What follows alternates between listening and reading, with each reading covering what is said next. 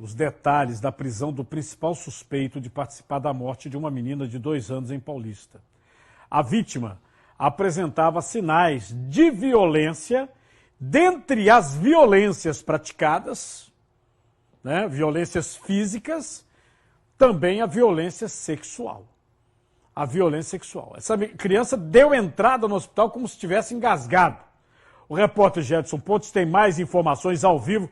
Jedson, boa tarde.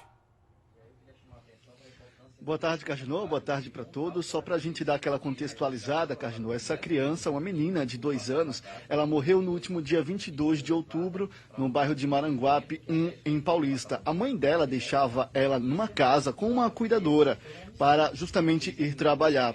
E no dia que esse crime aconteceu, no dia que essa criança morreu, essa cuidadora chegou a apontar a sogra dela como a principal suspeita de ter proferido agressões contra essa criança durante um ritual religioso, viu, Carginô?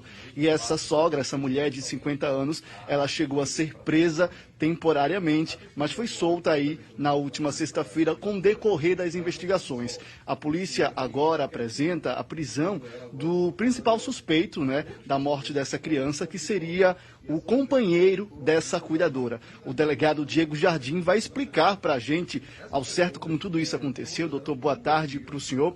Primeiramente, tem essa informação que a sogra teria agredido essa criança. Foi um depoimento falso, é isso? Boa tarde. Boa tarde. Inicialmente, essa testemunha ocular apresentou essa versão de que a sogra teria agredido a criança durante um ritual religioso. E aí, com base nas informações preliminares, foi confeccionado o auto de prisão em flagrante e aí decretado sua prisão preventiva. Em seguida, depois de ouvir todas as testemunhas que estavam no local, todas disseram que as agressões não ocorreram naquele ambiente.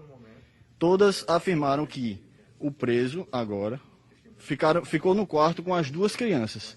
E aí, confrontada com essas informações, a cuidadora mudou sua versão e contou uma versão igual à das outras testemunhas. Esse preso seria companheiro dessa cuidadora. Isso, ela diz inclusive que mentiu no primeiro depoimento para proteger o seu companheiro. Porque ele estava com as 2 crianças no quarto entre as 19 e as 20h30, no momento em que a criança foi socorrida. E o que é que ele disse? Ele nega, ele confirma?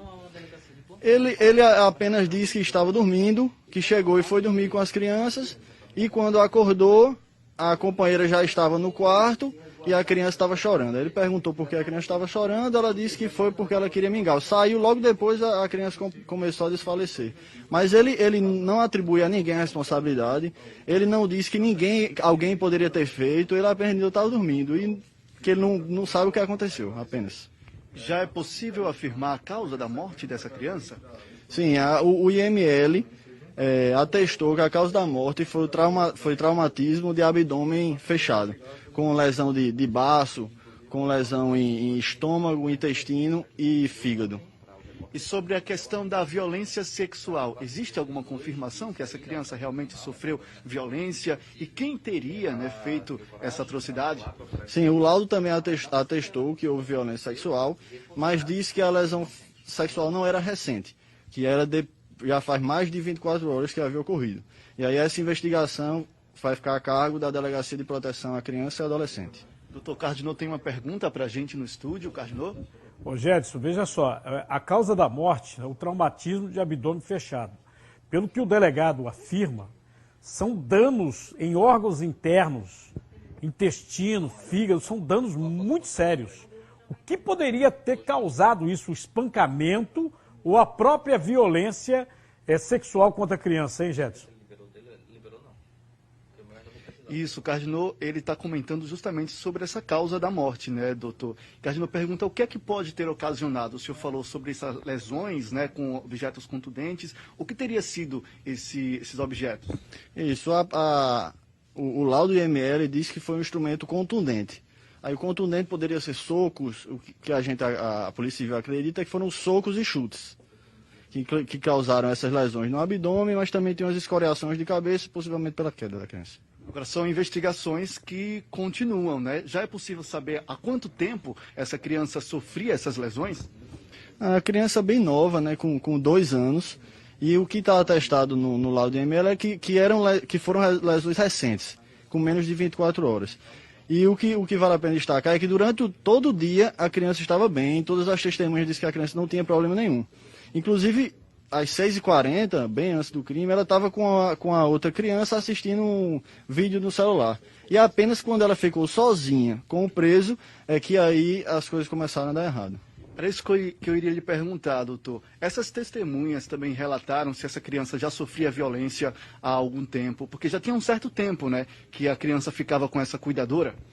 Não, ninguém relatou violência grave naquele local e nem anteriormente com a mãe. Apenas nesse dia é que ocorreram essas lesões extremas. A mãe dessa criança sabia dessa violência ou a mãe também do próprio suspeito, né, a senhora de 50 anos, sabia do que aconteceu?